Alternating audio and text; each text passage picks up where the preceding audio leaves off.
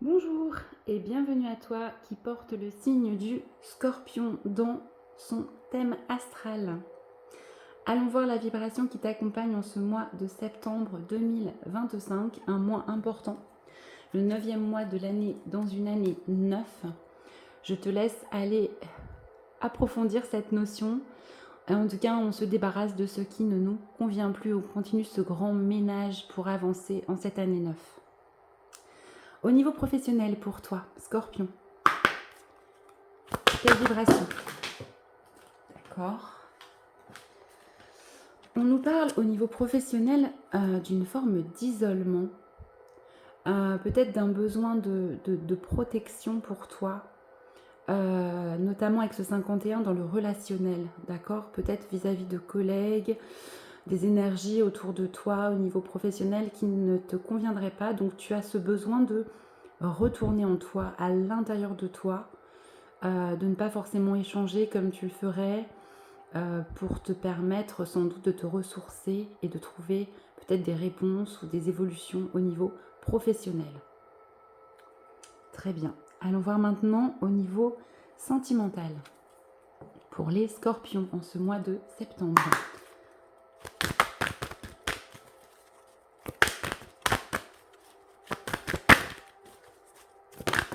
Merci. Il y en a une qui est retournée au sol, je la prends. Et décidément, un joli mois pour être dans l'introspection, je crois. De nouveau, on a alors l'ermite avec une forme d'isolement nécessaire au niveau sentimental. Pareil, un besoin de retrouver tes propres vibrations. D'accord, alors c'est pour, avec ce 10, un nouveau départ, hein, bien sûr. Peut-être redonner un peu d'impulsion à ta vie sentimentale, mais là, on parle vraiment de se sentir peut-être aussi un peu seul. L'ermite est le sage, mais tout dépend comment il le vit. Quel est son regard sur cette forme de solitude et sur ce besoin de revenir à soi. En tout cas, des énergies assez concordantes au niveau professionnel et sentimental pour toi. Vraiment, c'est l'isolement, hein, autant au niveau professionnel que sentimental, hein, qu'on te prévoit au niveau des cartes. Allez, allons voir au niveau du développement personnel pour toi. Pour les Scorpions, ce mois de septembre, d'accord. Bon, j'ai un gros tas tout seul là-bas. Et j'ai une carte toute seule, alors je vais la prendre. Magnifique. On nous parle, donc c'est le calumet, hein, donc cette notion de connexion, hein, de connexion avec l'air, avec l'élément air, avec cette fumée. Avec ce 3, on est vraiment dans l'union corps, âme, esprit. On te parle de paix, d'être en paix avec toi-même. Alors c'est peut-être cet isolement, cette caverne et cette ermite qui te permet cette paix intérieure. En tout cas, c'est très joli. Je vais aller te donner le message de la carte. Un petit message supplémentaire pour toi.